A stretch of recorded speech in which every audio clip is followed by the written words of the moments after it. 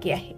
ज्या व्यक्तीने मागच्या जन्मात आपल्याला मदत केली, कदाचित या जन्मात आपण तिची सेवा करण्यासाठी तिच्या पोटी जन्माला येतो.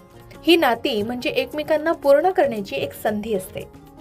चौथी गोष्ट, तुमच्या आत्म्याचा सिलेबस. प्रत्येक जन्माचा एक सिलेबस असतो. कोणाला प्रेम शिकायचं असतं तर कोणाला तटस्थ राहायचं असतं. तुमचं सामान्य कुटुंब हे तुमच्यासाठी एक सर्वोत्तम शाळा आहे.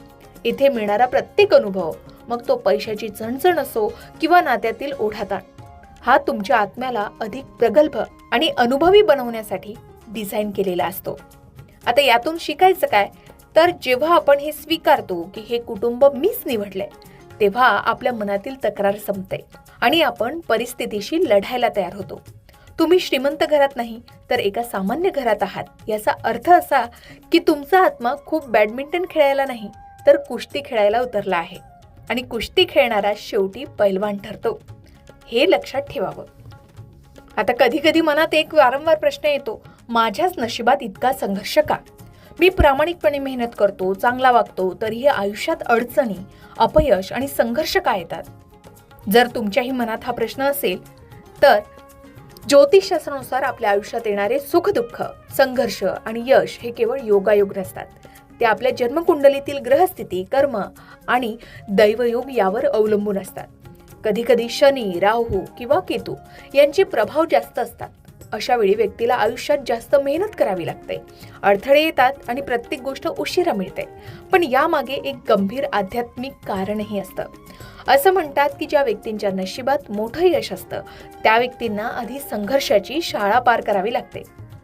संघर्ष आपल्याला मजबूत बनवतो, संयम शिकवतो आणि योग्य वेळ आल्यावर मोठं यश देतो. अनेकदा शनीची साडेसाती, ध्येय किंवा काही ग्रहदोष यांमुळे आयुष्यात संघर्ष वाढतो. पण हे कायमचं नसतं. ग्रहांची स्थिती बदलली की परिस्थितीही बदलते. जर आयुष्यात खूप संघर्ष वाटत असेल तर काही सोपे उपाय करायला सांगितले जातात. जसे दररोज भगवंताचे नामस्मरण करा, शनिवारी शनिदेवाची पूजा करा किंवा दान करा, गरजूंना मदत करा आणि सर्वात महत्त्वाचं म्हणजे धैर्य आणि सकारात्मक विचार ठेवा. लक्षात ठेवा, संघर्ष हा तुमच्या अपयशाचा पुरावा नाही तर येणाऱ्या मोठ्या यशाची तयारी असते.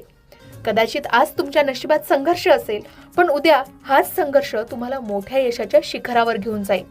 म्हणून कधीही निराश होऊ नका, कारण देव उशीर करतो पण अन्याय कधीच करत नाही. याबद्दल तुम्हाला काय वाटतं? कमेंट करून नक्की सांगा.